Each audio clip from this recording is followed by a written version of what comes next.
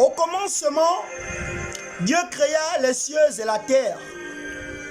La terre était informe et vide. Il y avait des ténèbres à la surface de l'abîme. Et l'Esprit de Dieu se mouvait au-dessus des eaux. Dieu dit que la lumière soit, et la lumière fut. Dieu vit que la lumière était bonne. Dieu sépara la lumière d'avec les ténèbres. Je vais prendre le livre d'Ésaïe. Ésaïe chapitre 9, verset 5. Car un enfant nous est né, un fils nous est donné, et la domination reposera sur son épaule.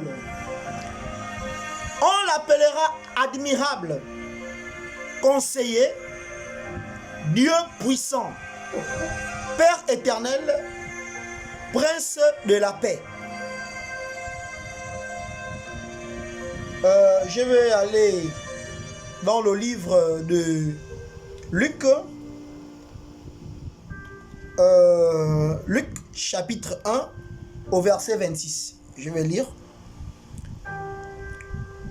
Au 6e mois, l'ange Gabriel fut envoyé par Dieu dans une ville de Galilée, appelée Nazareth, auprès d'une vierge fiancée à un homme de la tribu de David, nommé Joseph. Le nom de la vierge était Marie. L'ange entra chez elle et dit: Je te salue, toi à qui une grâce a été faite. Le Seigneur est avec toi. Troublée par cette parole, Marie se demanda ce que pouvait signifier une telle salutation.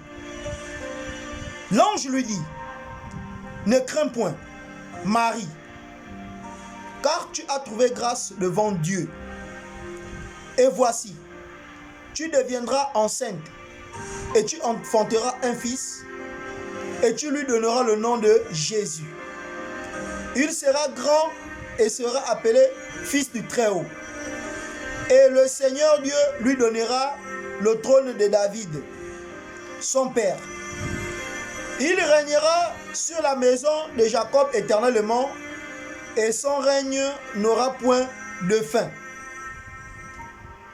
Marie dit à l'ange: Comment cela se fera-t-il, puisque je ne connais point d'homme? L'ange lui répondit: Le Saint-Esprit viendra sur toi, et la puissance du Très-Haut te couvrira de son ombre. C'est pourquoi le Saint-Enfant qui naîtra de toi sera appelé Fils de Dieu.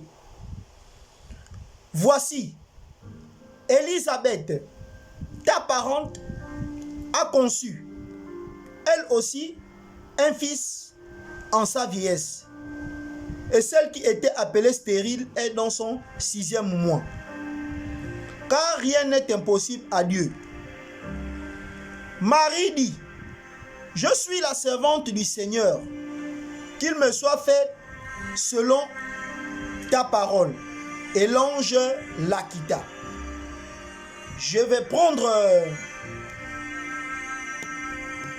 le livre de Jean. Je vais prendre le livre de Jean. Je vais commencer à partir je suis dans le chapitre 1 du livre de Jean. Je vais commencer à lire à partir du verset 1. Au commencement était la parole. La parole était avec Dieu et la parole était Dieu. Elle était au commencement avec Dieu. Toutes choses ont été faites par elle, et rien de ce qui a été fait n'a été fait sans elle. En elle était la vie, et la vie était la lumière des hommes. La lumière luit dans les ténèbres, et les ténèbres ne l'ont point reçu. Il eut un homme envoyé de Dieu, son nom était Jean. Il vint pour servir de témoin, pour rendre témoignage à la lumière, afin que tous crurent par lui. Il n'était pas la lumière, mais il parut pour rendre témoignage à la lumière. Cette lumière était la véritable lumière qui, en venant dans le monde, éclaire tout homme. Elle était dans le monde, et le monde a été fait par elle, et le monde ne l'a point connue. Elle est venue chez les siens, et les siens ne l'ont point reçue. Mais à tous ceux qui l'ont reçue, et à ceux qui croient en son nom, elle a donné le pouvoir de devenir enfants de Dieu, lesquels sont nés, non du sang, ni de la volonté de la chair, ni de la volonté de l'homme, mais de Dieu. Et la parole a été faite chair, et elle a habité parmi nous, pleine de grâce et de vérité, et nous avons contemplé sa gloire, une gloire comme la gloire du Fils unique venu du Père. Jean lui a rendu témoignage et s'est écrié: celui dont j'ai dit, celui qui vient après moi m'a précédé, car il était avant moi. Et nous avons tous reçu de sa plénitude, et grâce pour grâce, car la loi a été donnée par Moïse, la grâce et la vérité sont venues par Jésus-Christ. Personne n'a jamais vu Dieu, le Fils unique qui est dans le sein du Père est celui qui l'a fait connaître. Je vais prendre encore ce livre, le dernier livre. Je vais prendre le livre de l'Apocalypse, Apocalypse chapitre 1. Je vais lire jusqu'au verset 8. Donc, je lis. Révélation de Jésus-Christ, que Dieu lui a donné pour montrer à ses serviteurs les choses qui doivent arriver bientôt, et qu'il a fait connaître par l'envoi de son ange à son serviteur Jean, lequel a attesté la parole de Dieu et le témoignage de Jésus-Christ. Tout ce qu'il a vu. Heureux celui qui lit et ceux qui entendent les paroles de la prophétie et qui gardent les choses qui sont écrites, car le temps est proche. Verset 4. Jean aux 7 églises qui sont en Asie, que la grâce et la paix vous soient données de la part de celui qui tient, celui qui est, qui était et qui vient, et de la part des 7 esprits qui sont devant son trône, et de la part de Jésus-Christ, le témoin fidèle, le premier né des morts et le prince des rois de la terre, à celui qui nous a aimés, qui nous a délivrés de nos péchés par son sang, et qui a fait de nous un royaume des sacrificateurs pour Dieu son Père, à qui soit la gloire et la puissance au siècle des siècles. Amen. Voici, il vient avec les nuées, et tout œil le verra, même ceux qui l'ont. Ici. Voici, verset 7, il vient avec les nuées, et tout œil le verra, même ceux qui l'ont percé. Et toutes les tribus de la terre se lamenteront à cause de lui. Oui, amen. Verset 8, je suis l'alpha et l'oméga, dit le Seigneur Dieu, celui qui est, qui était et qui vient, le Tout-Puissant. Je vais prendre le verset 9. Moi, Jean, votre frère, qui est pas avec vous à la tribulation et au royaume et à la persévérance en Jésus. J'étais dans l'île appelée Patmos à cause de la parole de Dieu et du témoignage de Jésus. Je fus ravi en esprit au jour du Seigneur, et j'entendis derrière moi une voix forte comme le son d'une trompette qui disait: ce que tu vois, écris-le dans un livre et envoie-le aux 7 églises, à Éphèse, à Smyrne, à Pergame, à Thyatire, à Sardès, à Philadelphie et à Laodicée. Je me retournai pour connaître quelle était la voix qui me parlait. Et après m'être retourné, je vis 7 chandeliers d'or. Et au milieu de 7 chandeliers, quelqu'un qui ressemblait à un fils d'homme, vêtu d'une longue robe et ayant une ceinture d'or sur sa poitrine. Sa tête et ses cheveux étaient blancs comme de la neige, comme de la laine, sa tête et ses cheveux étaient comme de la laine blanche, comme de la neige. Ses yeux étaient comme une flamme de feu, ses pieds étaient semblables à de l'airain ardente, comme si il eût été embrasé dans une fournaise, et sa voix était comme le bruit des grandes eaux. Il avait dans sa main droite 7 étoiles. De sa bouche sortait une épée aiguë à 2 tranchants, et son visage était comme le soleil lorsqu'il brille dans sa force. Quand je le vis, je tombai à ses pieds comme mort. Il posa sur moi sa main droite en disant: ne crains point, je suis le premier et le dernier, et le vivant. J'étais mort, et voici, je suis vivant au siècle des siècles. Je tiens les clés de la mort et du séjour des morts. Je vais terminer. Écris donc les choses que tu as vues et celles qui sont et celles qui doivent arriver après elles. Le mystère des 7 étoiles que tu as vues dans ma main droite et les 7 chandeliers d'or. Les 7 étoiles sont les anges des 7 églises et les 7 chandeliers sont les 7 esprits. Chers frères, chères sœurs, merci de pouvoir regarder cette vidéo avec attention. Si je fais cette vidéo, c'est simplement pour rendre témoignage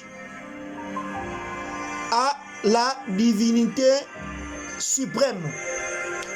Parce que de nos jours, nous entendons beaucoup de choses, c'est dire, sur ce Jésus de Bethléem. Comment comprendre cet être particulier? Et ce soir, je vais apporter ma petite contribution à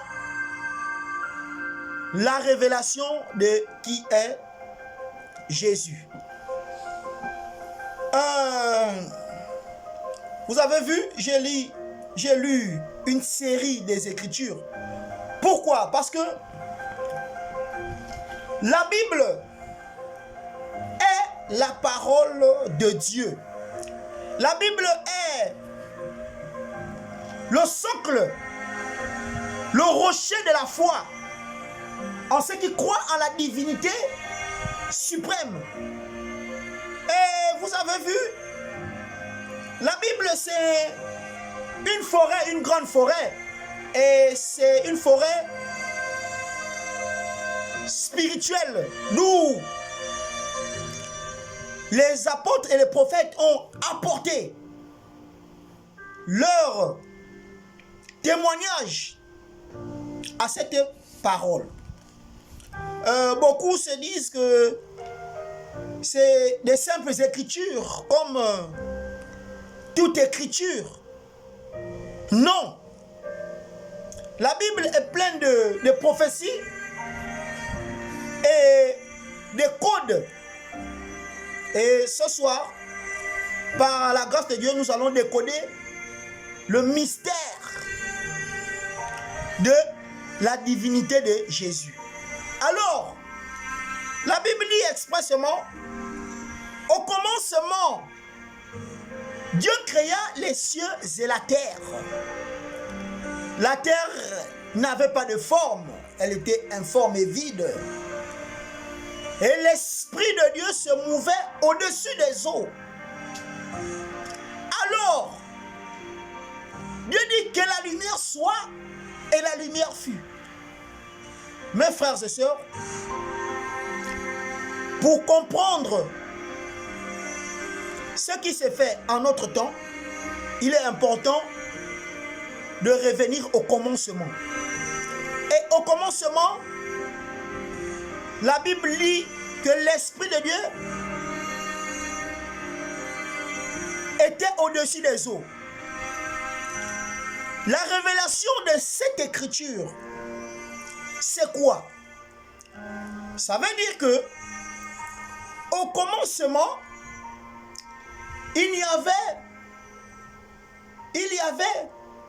Dieu occupait l'espace dans tout l'univers. Il n'y avait aucune création. Il n'y avait pas de végétation. Il n'y avait pas des eaux.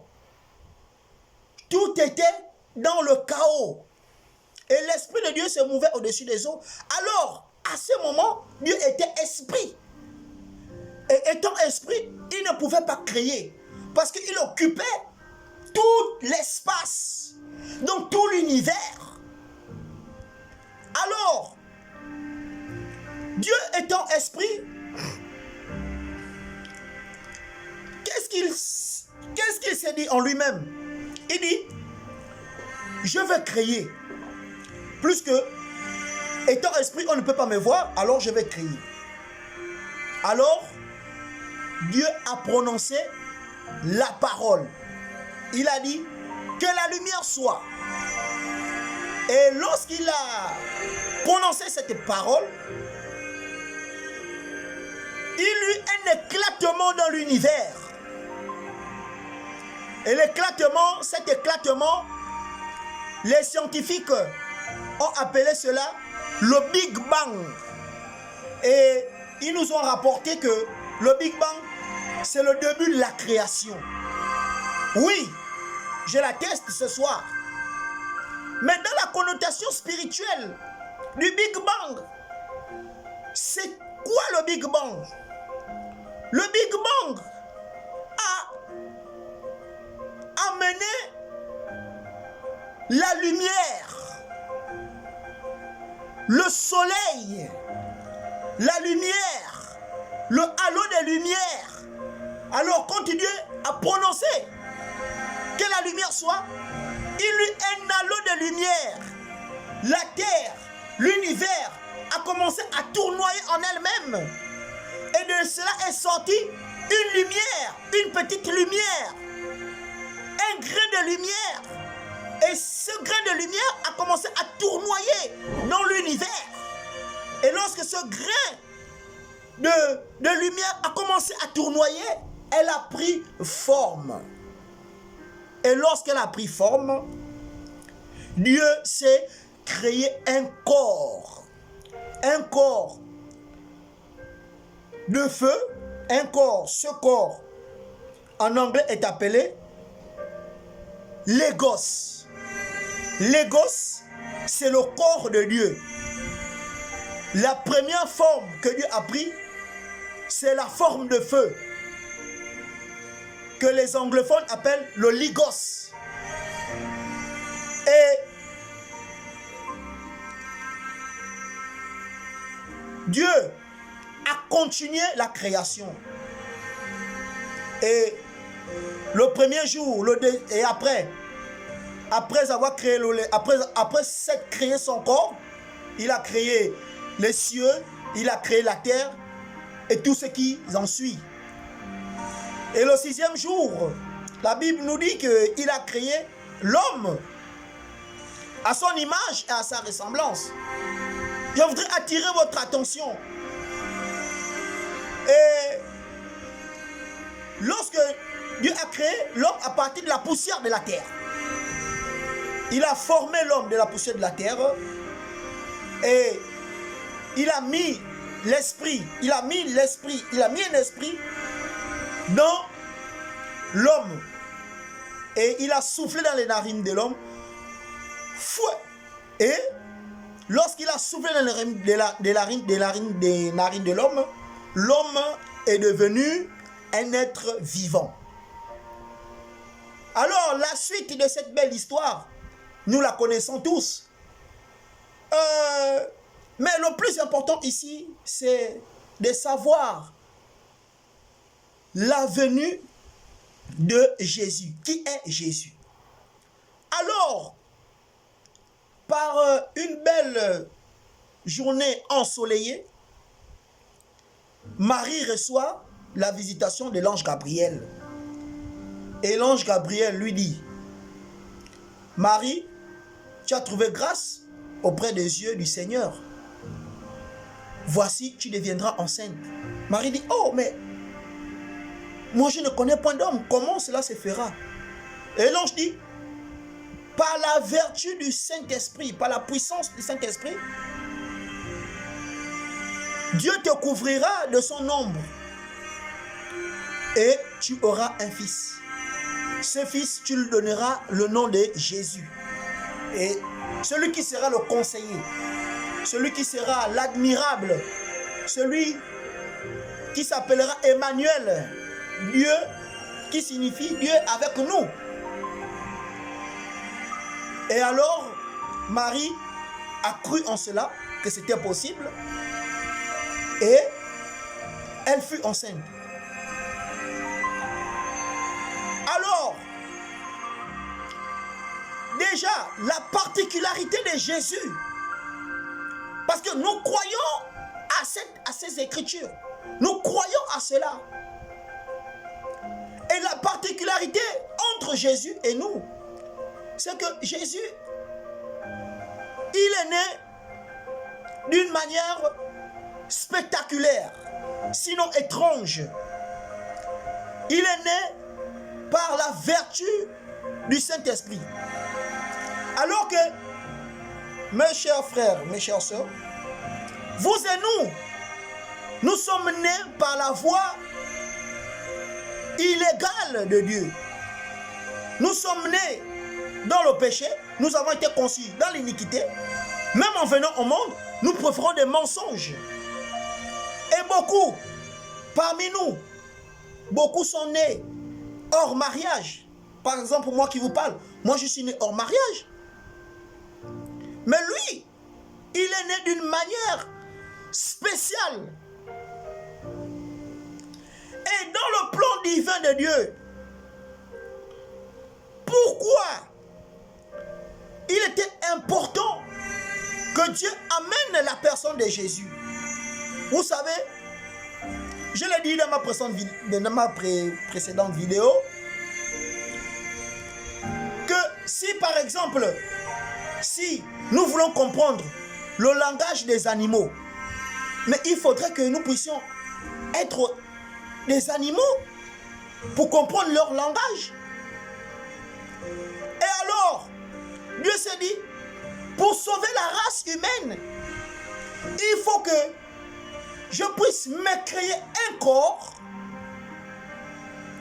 Oui, je puisse me créer un corps.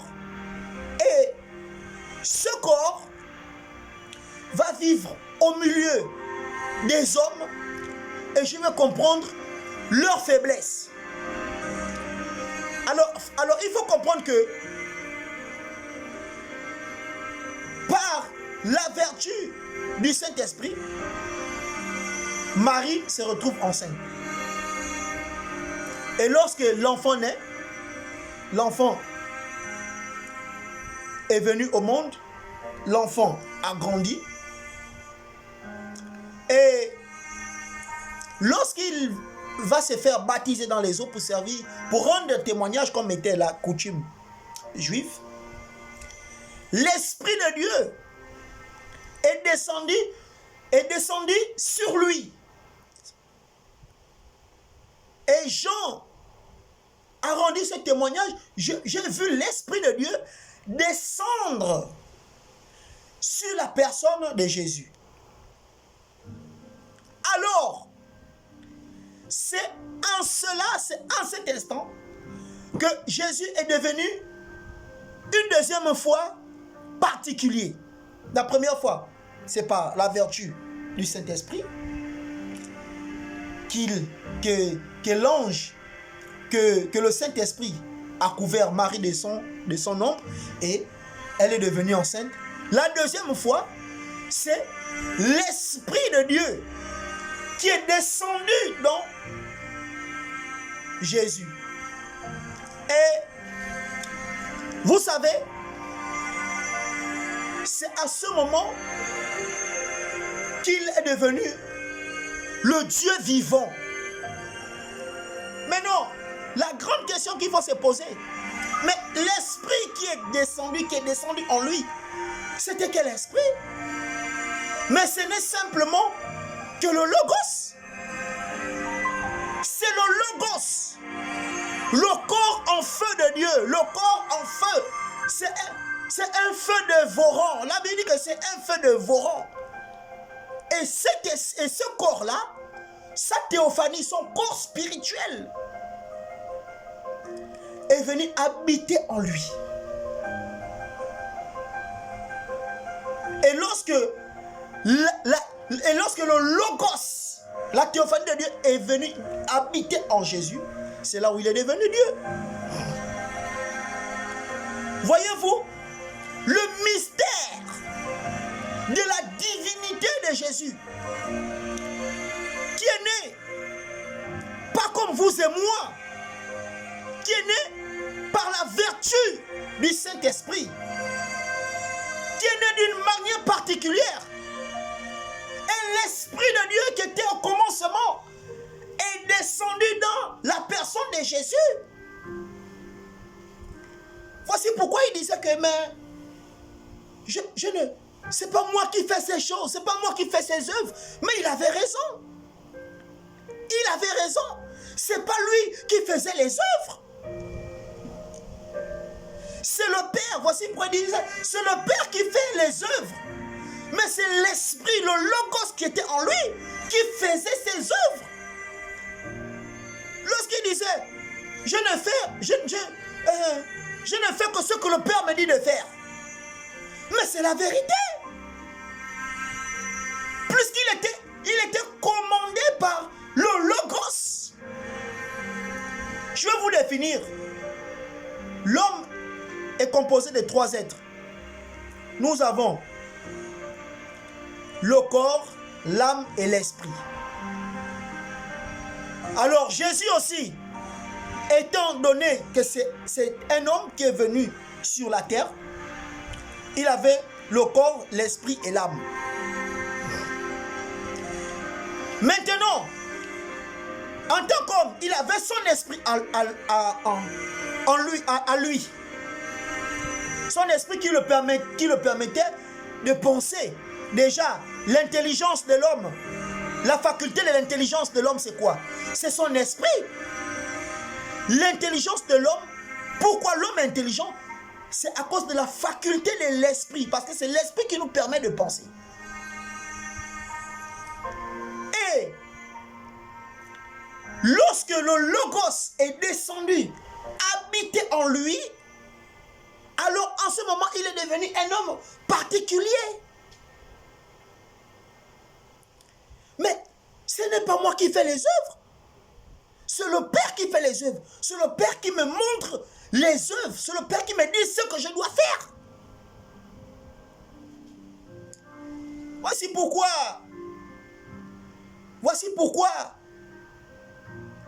il n'a pas été compris.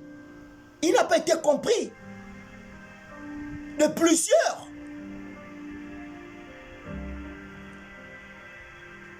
Voyez-vous, ce n'est pas, c'est le Logos qui faisait les œuvres. Lui, il n'était que comment on va dire, la borne moins. Il n'était que la borne moins. Il n'était que la borne moins. Il n'était que la borne moins.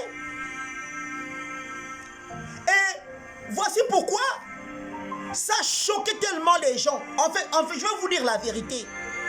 Je vais vous dire la vérité. La vérité, c'est quoi?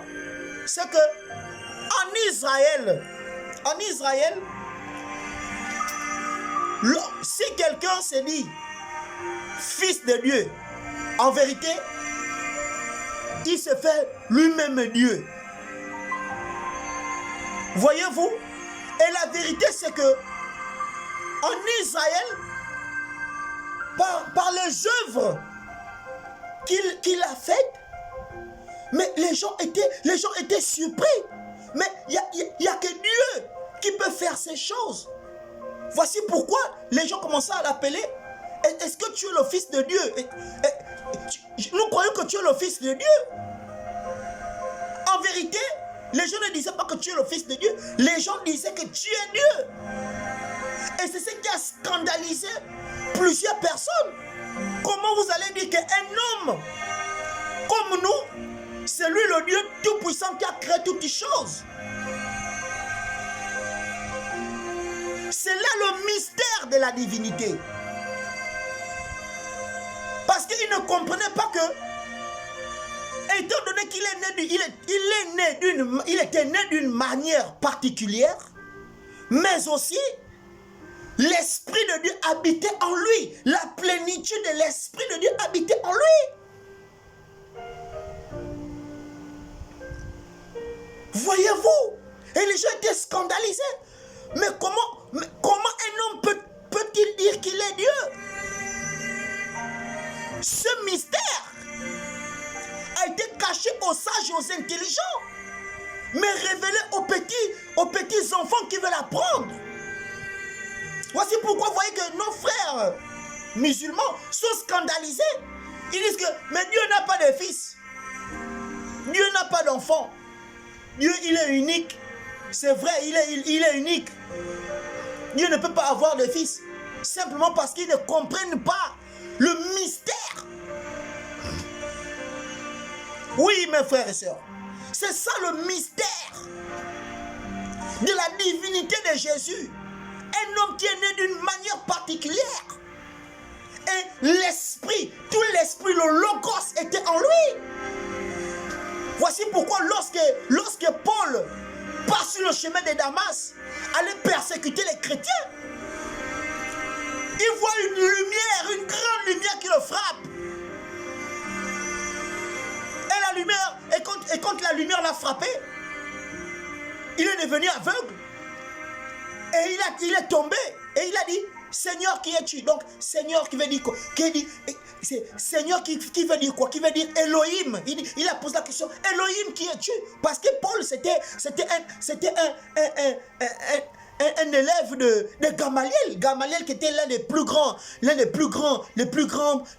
prêtres en Israël. Et Gamaliel lui avait enseigné que le jour que tu verras un feu, le jour que tu verras le feu, sache que c'est l'Éternel. Sache que c'est Elohim. Celui qui existe par lui-même. Et ce jour, quand Paul a vu cette grande lumière qui l'a frappé, il a dit, Elohim, qui es-tu? Il a posé la question. Et Elohim le répondit en disant cela, je suis Jésus que tu persécutes. Il t'est difficile de redjamber contre les aiguillons. Alors, c'est là où la conscience de Paul a commencé à changer. Alors il a compris que ce Jésus, c'était le nouveau nom de Dieu. C'est le nouveau nom de Dieu. Alors il a vu le Logos. Il a vu le corps de Dieu. Il a vu le corps de Dieu.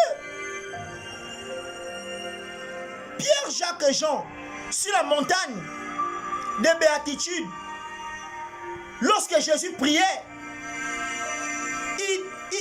ils ont vu Jésus se glorifier. Lorsque sur la montagne, il appelait Élie et Moïse. Alors, étant donné que le Logos était en lui, alors, il a revêtu la forme, sa forme théophanique. Et Pierre a dit, oh maître, il serait bon de dresser 3 tentes. Une pour toi, une pour Moïse, une pour Élie. Et Jésus l'a réprimandé. Alors, Jacques, Jean et Pierre ont vu Jésus glorifié. Voici pourquoi lorsqu'ils sont descendus de la montagne, de la montagne, ils posent la question expressément. Qui dit donc que je suis? Ici en Israël et dans toutes les contrées de Judée, qui dit donc que je suis? Alors, d'autres disent, tu es Élie, tu es Jean qui est revenu à la vie. D'autres disent que tu n'es qu'un simple prophète. Alors, il fait exprès de poser la question. Mais vous, mes disciples, qui dites-vous que je suis? Alors, Pierre prend la parole et dit, mais maître, moi j'ai dit que tu es le Christ, le Fils du Dieu vivant. En vérité, Pierre a dit, moi j'ai dit que tu es le Christ, tu es Dieu, tu es le Christ, c'est toi qui es Dieu. Les autres disciples ont été scandalisés. Tous ceux qui étaient là ont été scandalisés. Comment vous allez dire qu'un homme, c'est lui qui est Dieu? Mais plus que Pierre, Jacques et Jean étaient à la montagne, ils ont vu comment Jésus s'est glorifié. Comment il est quitté de son corps physique à son corps spirituel, qui est la théophanie. C'est à cause de cela que Pierre a dit que moi j'ai dit que tu es le Christ. Le Christ qui veut dire quoi? Le Christ c'est le ouin, celui qui était en lui, parce que Jésus était ouin de la colonne de feu, de la grande théophanie qui était en lui.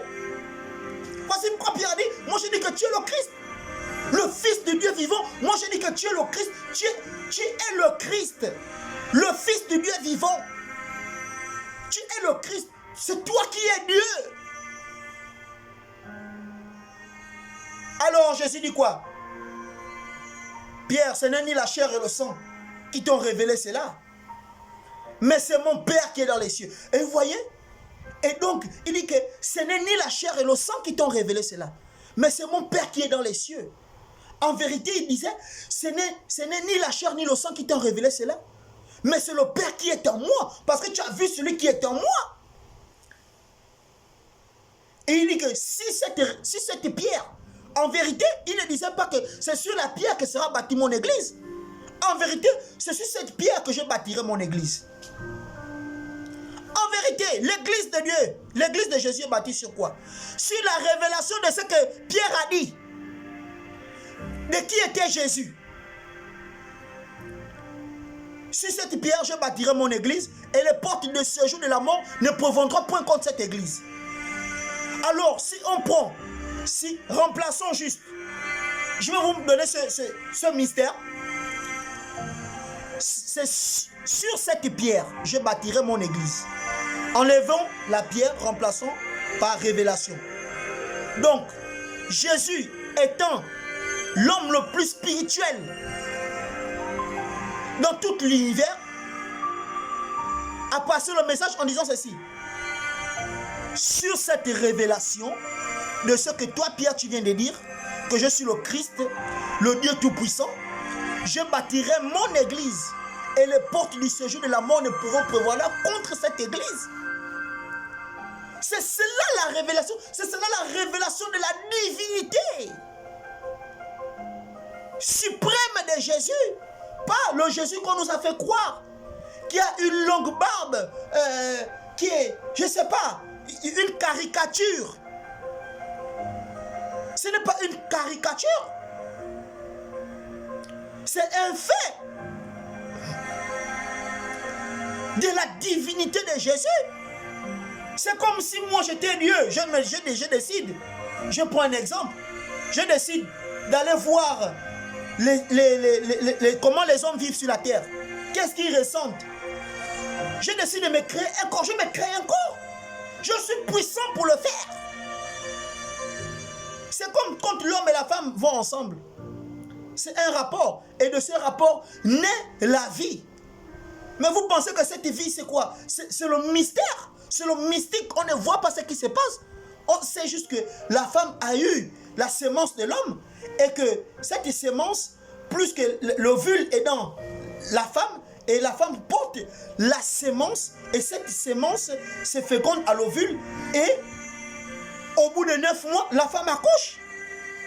C'est ça le mystère de la puissance de Dieu, le mystère de la venue de Dieu, le mystère de Dieu. Voici pourquoi Jésus pouvait dire, mais personne n'a jamais vu Dieu. Personne n'a jamais vu Dieu. C'est le Fils, si ce n'est le Fils, qui vient connaître qui est Dieu. Je suis sorti du Père. Le Père est en moi. Celui qui voit le Fils voit le Père. Mais c'est ça, c'est clair. Il ne pouvait pas vous le dire clairement. Que le Dieu Tout-Puissant, le Logos est en moi. Il ne pouvait pas vous le dire. Il était obligé de passer par les paraboles. Je suis sorti du Père. C'est le Père qui m'a engendré dans le ventre de Marie. Et dès que le Père m'engendre dans le ventre de Marie, dès que j'ai né, le Père vient en moi. Alors, le Père a fait de moi le Dieu Tout-Puissant dans la chair humaine. Est-ce que vous comprenez le mystère? C'est ça le mystère. Et alors, c'est ça le mystère. Jésus étant un être humain qui est né d'une manière assez particulière, il faut le souligner. Jésus étant un homme, un être humain qui est né d'une manière particulière, qui est né par la puissance de l'Esprit, du Saint-Esprit. Et ceux qui veulent raisonner là-dessus, moi je vous dirais, si vous voulez raisonner là-dessus, raisonnez aussi comment est-ce que lorsque la femme reçoit la sémence de l'homme, qu'est-ce qui fait que cette sémence puisse produire un enfant? Puisqu'à ce moment, on ne sait pas ce qui se passe. La femme juste, elle dit qu'elle ressent des douleurs, elle ressent des gènes, elle ressent des comment ils appellent ça, des malaises. Et tout ça, même elle-même, la femme qui porte l'enfant, ne sait pas ce qui se passe. Voyez-vous le mystère? La femme ne sait pas ce qui se passe en elle. Elle a des malaises, elle ne se sent pas bien, elle veut manger ceci, elle veut manger cela. Ce sont les signes de la vie. Ce sont les signes de la vie. Alors si Dieu permet que la femme puisse recevoir la sémence de l'homme et puis produire la vie, mais on ne voit pas cela, même avant que les scientifiques n'inventent l'échographie et tout cela. On ne voit pas cela. Et même l'échographie ne suit pas la grossesse du premier jour jusqu'au 9e jour. La femme va juste faire les visites.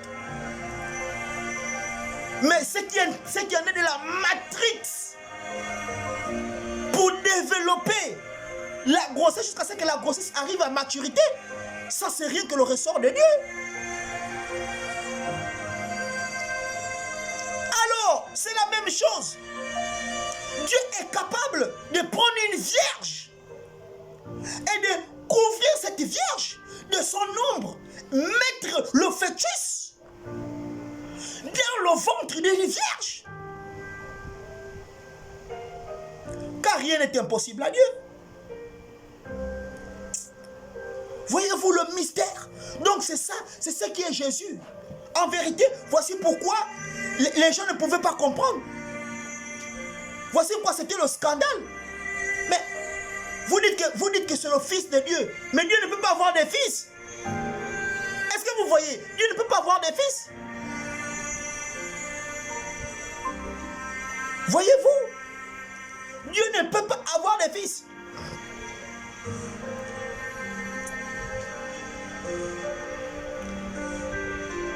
Oui, Dieu ne peut pas avoir des fils. Mais en vérité, c'était Dieu lui-même qui jouait ce rôle. C'est Dieu lui-même. C'est le Logos, la grande théophanie. la grande théophanie qui a mis l'ombre dans le ventre de Marie, dans le ventre de la Vierge. Voyez-vous? Parce que, revenons au commencement, parce que lorsque la lumière fut, lorsque Dieu quitta de l'aspect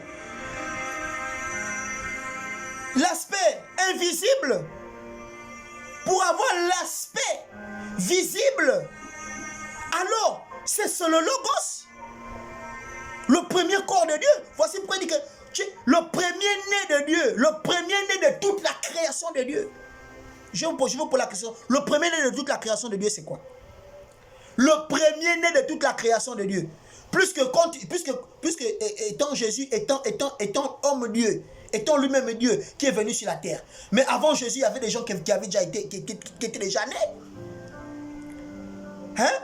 Avant Jésus, il y avait déjà des gens qui étaient déjà nés. Maintenant, pourquoi il dit que pourquoi la Bible, cette Bible dit que c'est le premier-né de la création de Dieu. Le premier-né, la première personne que Dieu a créée. C'est lui, c'est Jésus. C'est cette théophanie. Please God. C'est cette théophanie. C'est lui.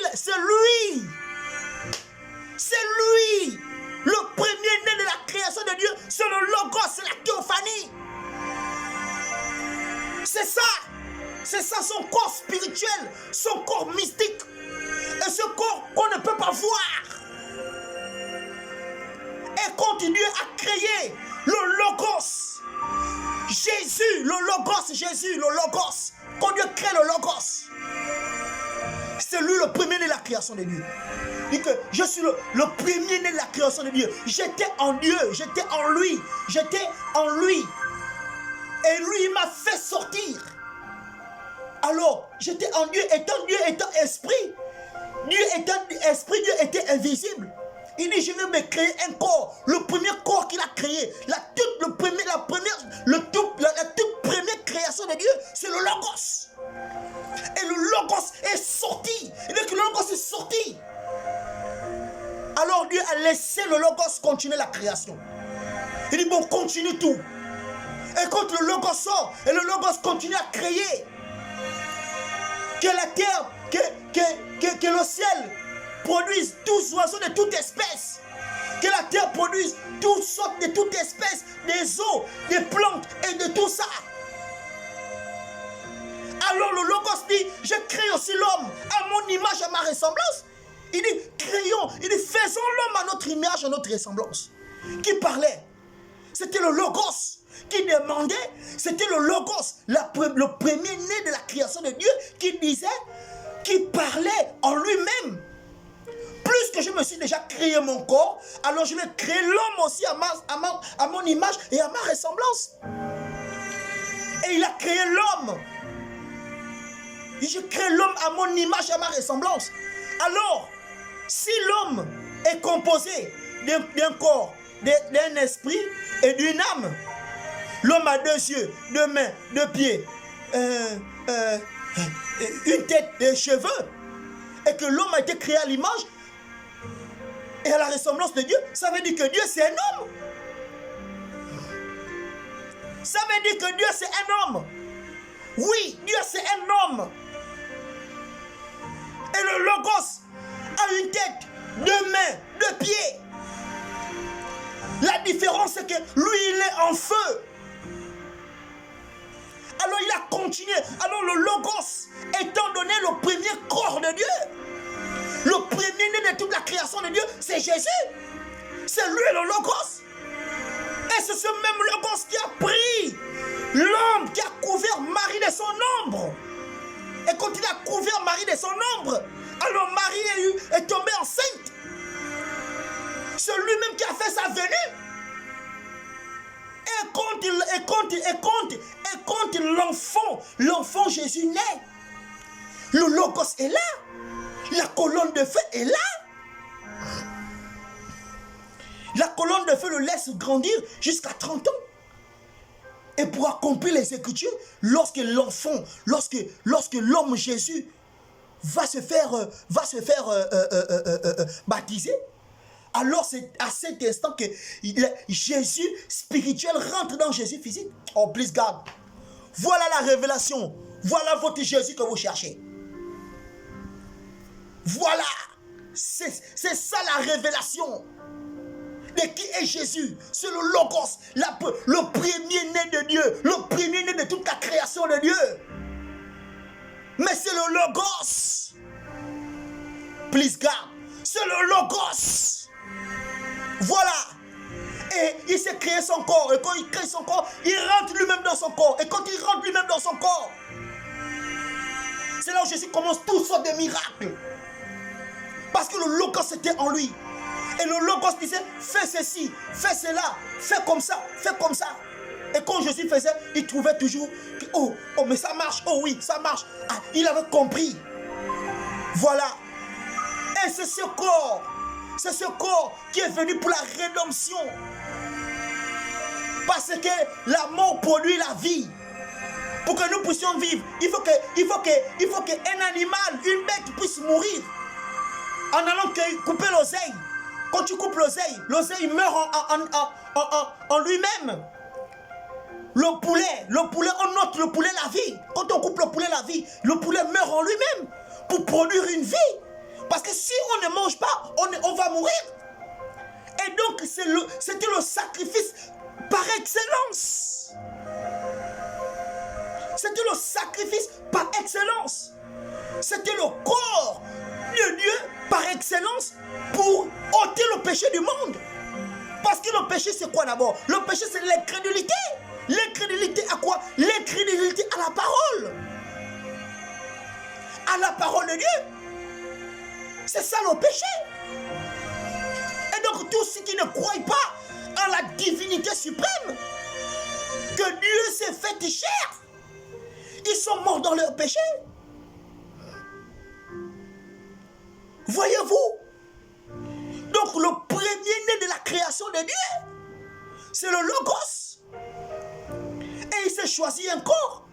Il s'est choisi le corps de Jésus. Et quand il est rentré dans ce corps, je vais vous dire ce mystère aujourd'hui. Et lorsqu'il est rentré dans ce corps, il dit bon, le Fils de l'homme, il comprenait la gloire. Il a vu la gloire. Il a compris qu'il était puissant, qu'il était un être surnaturel, qui pouvait guérir, ressusciter les morts, faire tout ça des miracles. Alors toi qui ne crois pas ça, tu es un impie. Tu es un impie. Alors, mais au moment donné, quand il a senti, le Logos il dit que, mais tu as vu, après tout ça là, mais c'est toi l'agneau, hein, c'est toi l'agneau de Dieu, hein, c'est toi qui va me représenter à la croix. Il commençait à comprendre, hein, le Fils de l'homme, il commençait à lui parler ça en parabole. Le Fils de l'homme, le Fils de l'homme doit souffrir, le Fils de l'homme sera mis à mort, mais le troisième jour, il va ressusciter. Et il commençait à se poser la question. Oh, mais c'est le Logos parlait en lui. Le Fils de l'homme doit souffrir. Mais le troisième jour, il reviendra à la vie.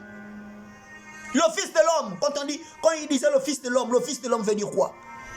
Le Fils de l'homme, c'est le prophète. Quand il disait le Fils de l'homme c'est le prophète. Donc il disait que le prophète doit mourir. Voilà votre Jésus. Voilà votre Jésus que vous cherchez. La divinité suprême. Le feu dévorant. Le Fils de l'homme doit souffrir. Le Fils de l'homme sera malmené. Le Fils de l'homme sera mis à la croix. Le Fils de l'homme va connaître la mort. Mais le troisième jour, il reviendra. Je lis ici, un enfant nous est donné. Un enfant nous a été donné. Toute la domination reposera sur lui. Un enfant nous est donné. Et Ésaïe prophétise cela des centaines d'années avant que cela ne s'accomplisse en Marie. Et il va même encore dire, il dit, une vierge concevra. C'est Ésaïe le prophète, c'est Ésaïe qui annonce cela. Voyez-vous comment la parole est parfaite, ça s'emboîte. Mais si tu n'es pas un prophète pour rentrer là-dedans, pour décoder ces mystères, mais tu ne comprendras rien. Tu vas penser que c'est faux, ça a été inventé des hommes. Mais tu n'es pas un prophète. Viens te balader là-dedans. Tu ne comprendras rien. Alors, il dit qu'un enfant nous est donné. Ésaïe prophétise ça des centaines d'années. Et cela, ça vient s'accomplir en Marie. Et toi tu dis que la parole de Dieu, cette Bible, c'est l'invention des hommes. Alors tu n'as rien compris. Tu es mort dans ton péché. Oui, parce que ces choses ont été cachées aux sages, aux intelligents. Mais les petits enfants qui veulent apprendre, ce sont eux qui bénéficient de la grâce de ces mystères. Un enfant nous est donné. Ésaïe prophétise ça des centaines d'années. Mais quand ça va s'accomplir en Marie. Et lorsque ça s'accomplit en Marie, et Jean dit ceci, il rend témoignage, il dit, au commencement était la parole. La parole était avec Dieu, la parole était Dieu. Mais c'est la vérité. Au commencement était la parole. Parce que étant donné que Dieu était esprit, étant donné que Dieu est esprit, un esprit ne peut pas parler, ne peut pas se faire entendre. Et au commencement était la parole. Et cet esprit a prononcé la parole. Quand cet esprit a prononcé la parole, le tournoiement a commencé, le Big Bang. Le début de la création. C'est la parole qui a mené la création. La parole, Dieu étant esprit, il a prononcé la parole que la lumière soit. Je crée le Logos. Et le Logos, et de cette parole est né le Logos. Et du Logos, le Logos a continué la création. Voilà, alors c'est ça. La divinité de Jésus. Le premier-né de Dieu. C'est le premier-né de la création. La première personne que Dieu a créée, c'est le Logos, c'est la théophanie.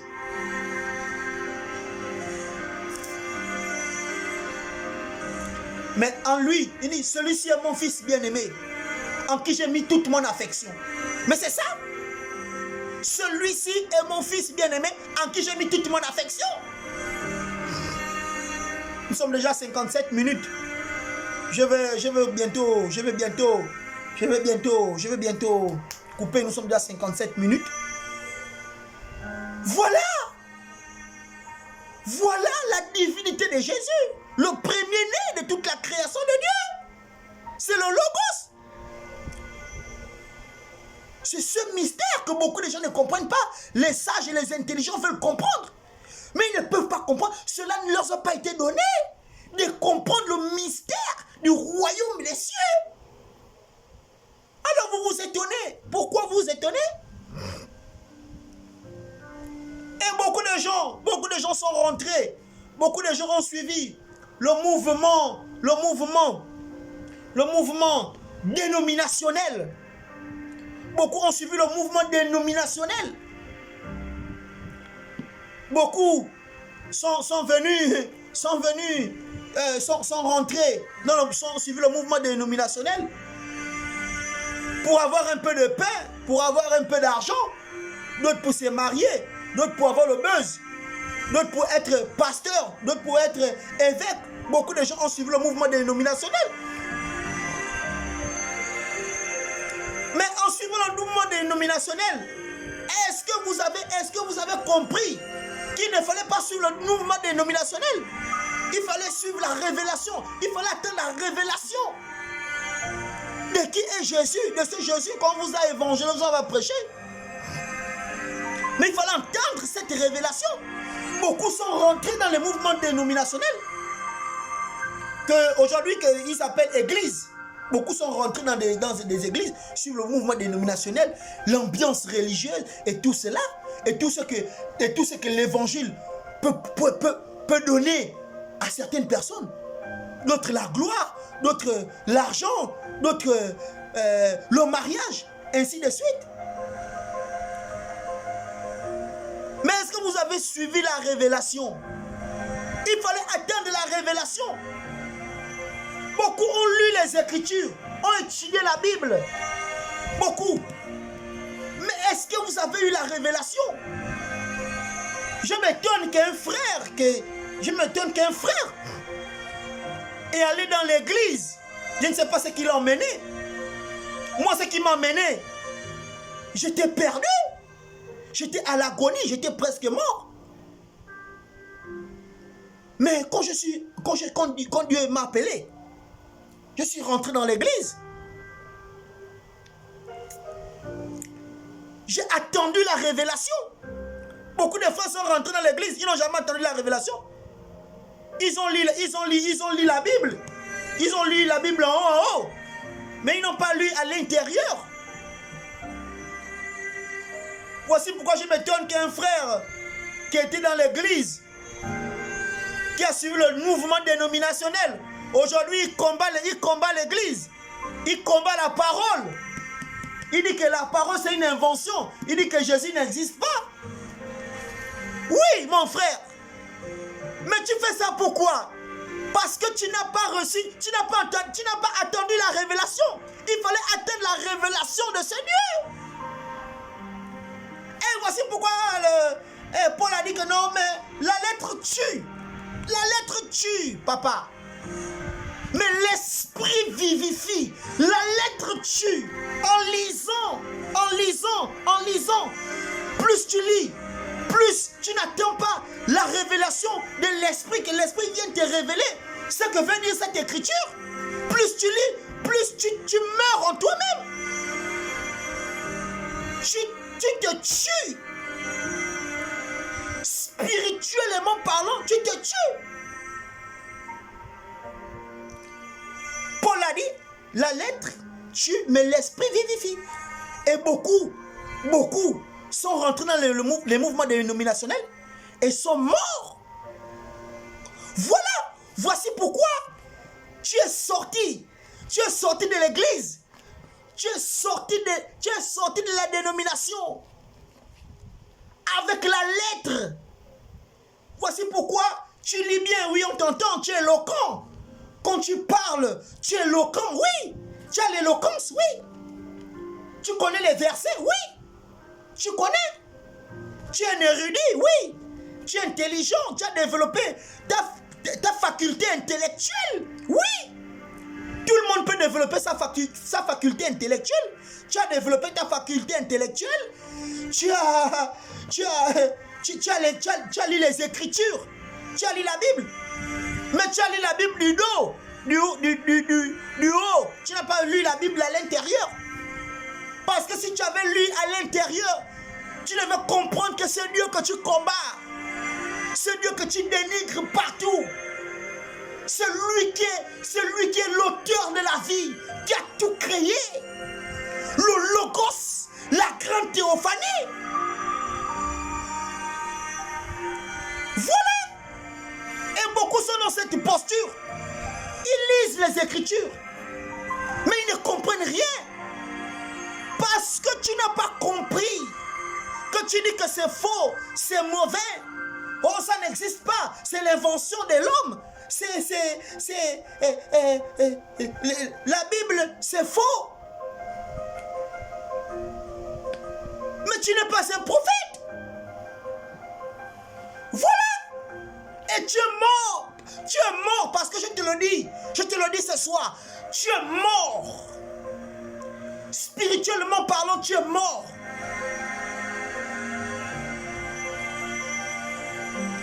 Tu es mort.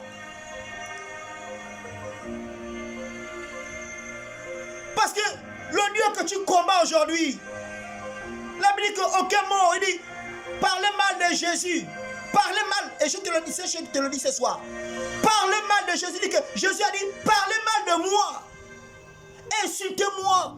Moi qui suis l'agneau de Dieu, insultez-moi. Parlez mal de moi. Pendant que je suis sur la terre, parce que c'est moi, je suis venu pour ça.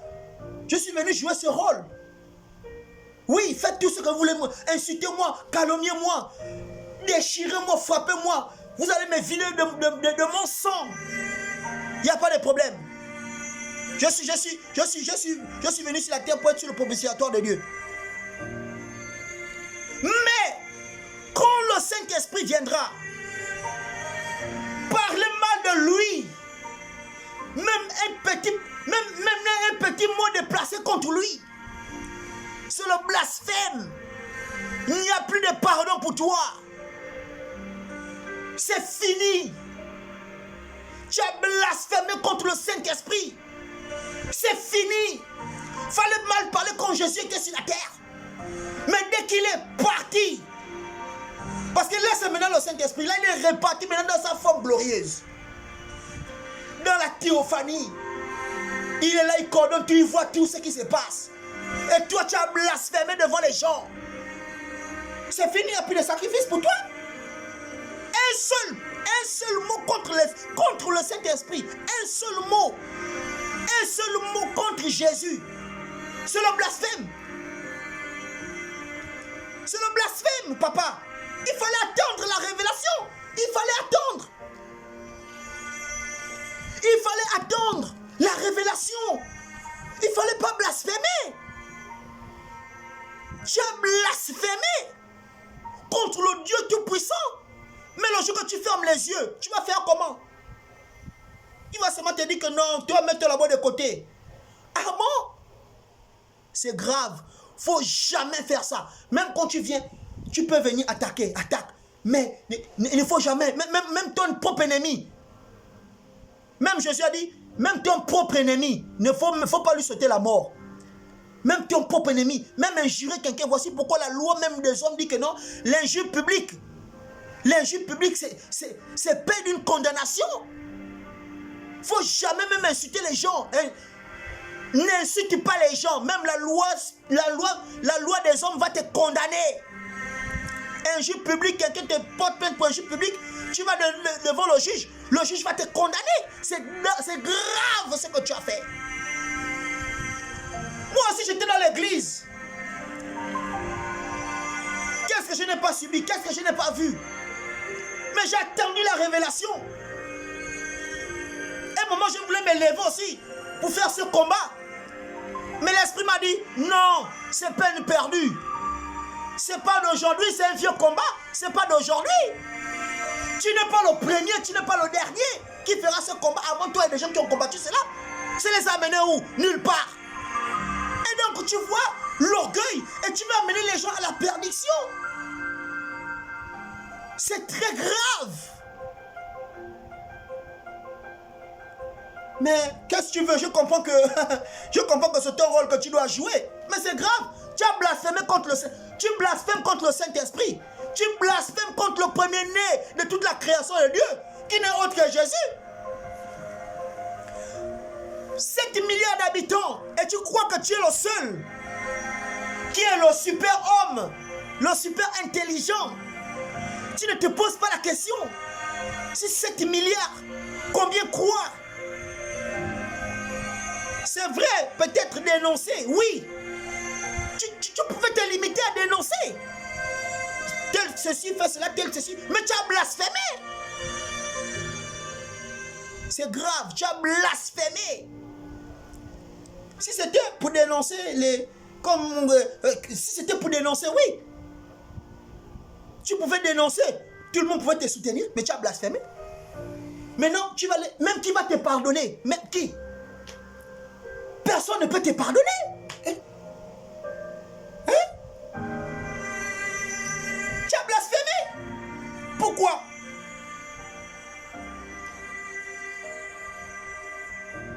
Voilà. Et donc, beaucoup de gens ne savent pas cela. Les gens se posent la question. Mais qui est Jésus? Qui est Jésus? Quel est cet homme? Pourquoi tant de bruit autour de lui? Mais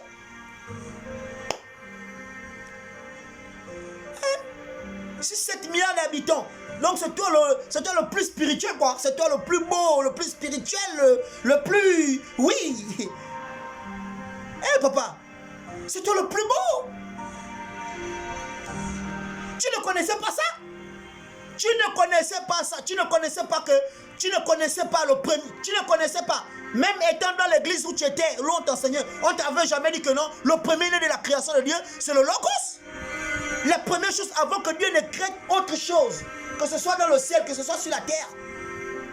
La première personne qu'il a créée, c'est le Logos. Il s'est créé là-bas son corps, lui-même le Logos. Hein? Et je peux te pousser encore même la révélation plus loin. Si tu adores même le Logos, si tu adores même le Logos, hein? Voilà.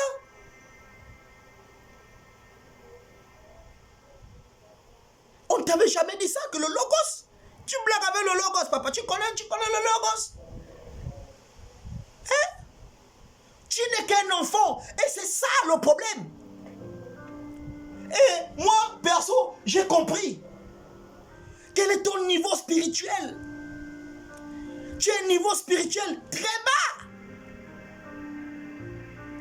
Moi, je connais. Mais tu penses que sur 7 milliards d'habitants, il n'y a que toi? Que les ancêtres ont dit que non, on va faire ceci, va faire cela, papa. Il n'y a que toi, le spirituel. Que les ancêtres ont dit, non, va. C'est toi qui vas convertir le monde entier. Oh, Jésus, c'est un faux, c'est un menteur. Nani, nanana. Ah, c'est toi, oui, c'est toi l'élu. C'est faux. Voilà. 7 milliards d'habitants, c'est toi le plus spirituel. Donc tous ceux qui ont donné leur vie en Jésus là, tout cela, tout ce qui font l'adoration là, c'est des menteurs, c'est de ceci, c'est là. Tu n'as rien compris. Tu n'as rien compris. Et ton orgueil te pousse à la chute. Il n'y a même plus de repentance pour toi. Si tu as blasphémé le Saint-Esprit, le Logos de Dieu, tu as blasphémé devant le monde entier. Voilà. Et donc, mes très chers frères et sœurs, nous sommes à 1h12. Il était pour moi important de pouvoir faire cet audio, de me positionner et de vous positionner aussi. Pour dire que tous ceux qui croient à la divinité de Jésus, vous n'êtes pas dans le faux. Vous êtes dans le vrai. Voilà. Et je connais même des personnes. Je connais des hommes spirituels, des maîtres pratiquants, des traditions qui reconnaissent la divinité de Jésus.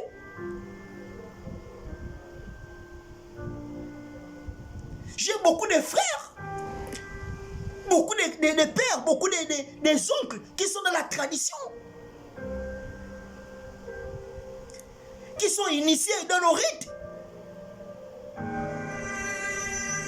mais qui reconnaissent, qui disent, oh Seigneur Jésus, tu vois un Niman à Combo qui est là assis au temple, hein? Oh Seigneur Jésus, oh Seigneur Jésus. Mais pourquoi il dit oh Seigneur Jésus? Un Nima, peut-être que toi tu n'es même pas un Nima, hein? Un Nima qui te dit Seigneur Jésus. Donc il le dit parce que quoi? Pourquoi il le dit? Pourquoi il le dit? Pourquoi il dit Seigneur Jésus? Parce que les gènes de Dieu sont en lui. Les gènes de Dieu sont en lui. Prenons même, faisons l'expérience. On prend un enfant qui est né. On le met à un endroit là où il n'a jamais entendu parler de Dieu, on ne l'a jamais prêché. Tu verras. 7 ans, 8 ans, un jour il va dire Seigneur Jésus. Pourquoi? Pourquoi on crie toujours? Oh Dieu, oh Seigneur Jésus. Parce que les gènes de Dieu vivant sont en nous. Voici pourquoi on dit toujours oh Seigneur Jésus.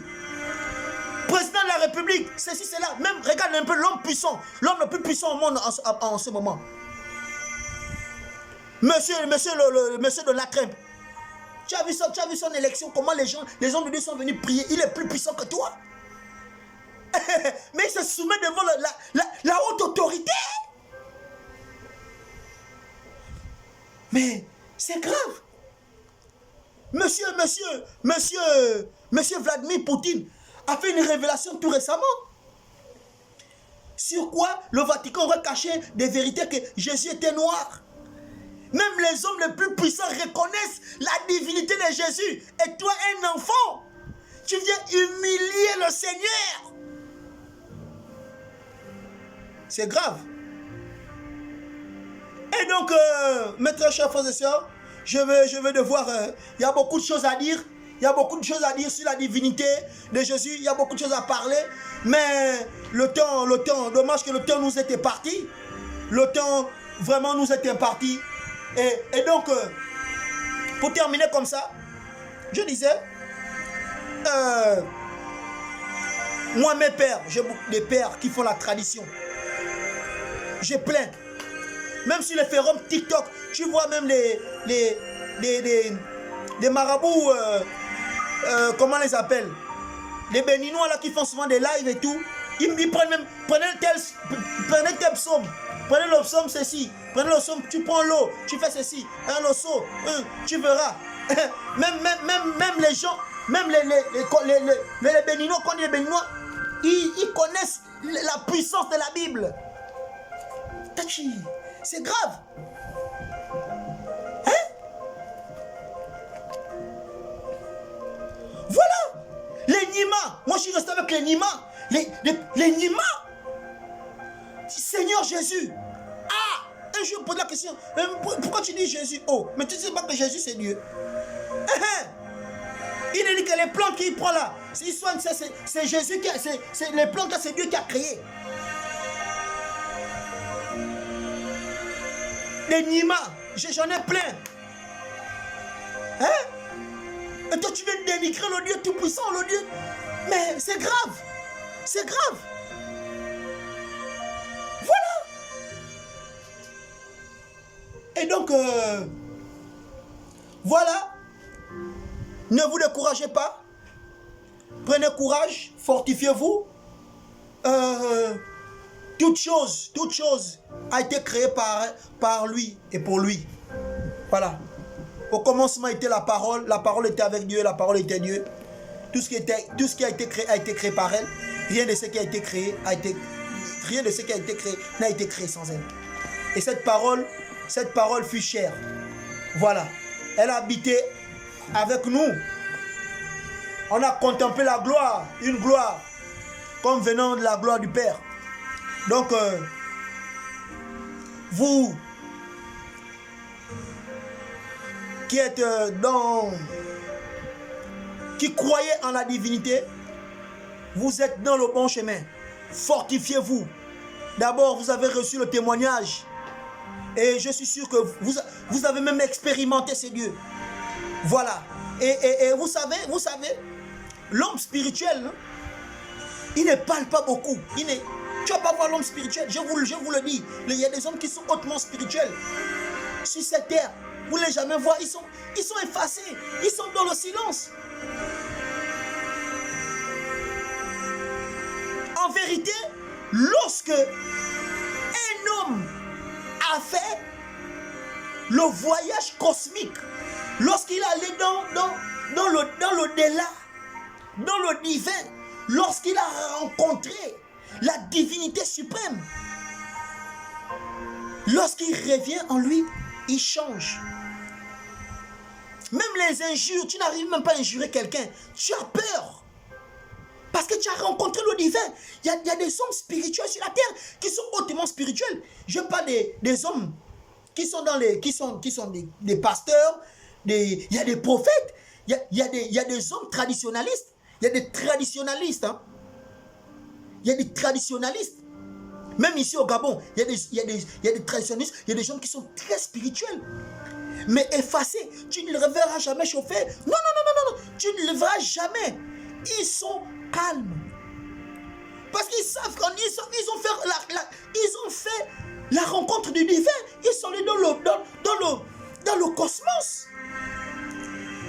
Ils ont rencontré le divin. La grande conscience cosmique. L'architecte de l'univers, le grand créateur. Il y a beaucoup qui l'ont rencontré, qui ont changé. Parce qu'ils ont pas compris que la vie ne tient qu'à un fil. Il y a beaucoup de hommes spirituels.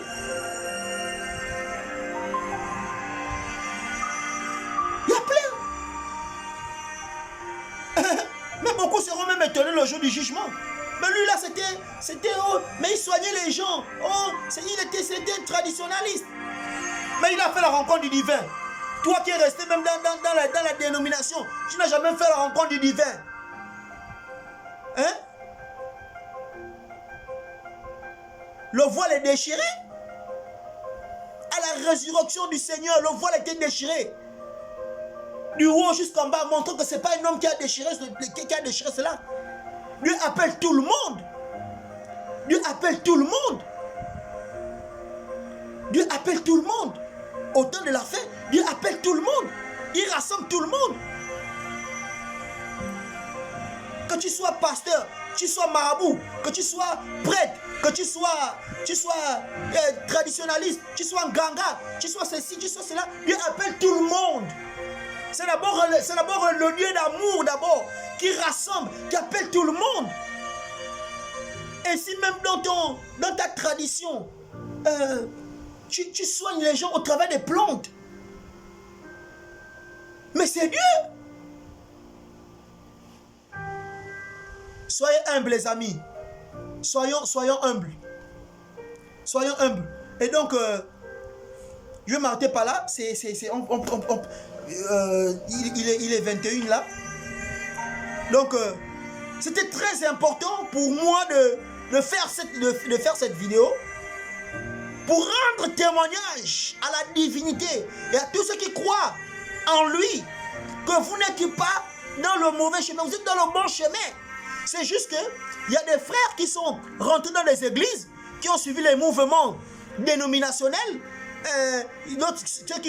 ceux qui ont suivi les mouvements des mariages, qui voulaient être des grands prédicateurs, qui voulaient juste prêcher, qui veulent le buzz et tout ça, ils ont suivi tout cela.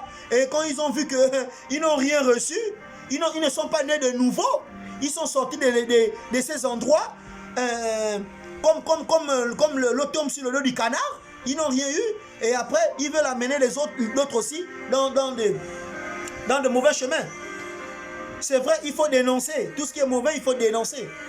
Les mauvaises pratiques, il faut dénoncer. Voilà. Mais tout en le faisant d'une manière humble et avec beaucoup de politesse et beaucoup de tact. C'est très très important. Mais lorsqu'un homme se met sur un réseau social, commence à injurer des gens, c'est qu'il n'a rien reçu. Cet homme n'est pas spirituel. Cet homme n'est pas spirituel, il n'a rien reçu. Il n'a pas fait le voyage cosmique, il n'a pas rencontré la divinité suprême. Il n'a rien en fait. Il vit encore la chair. C'est un homme de chair. Quelqu'un qui insulte son prochain, c'est un homme de chair. Il n'est pas spirituel. Voilà. Donc tenez bon,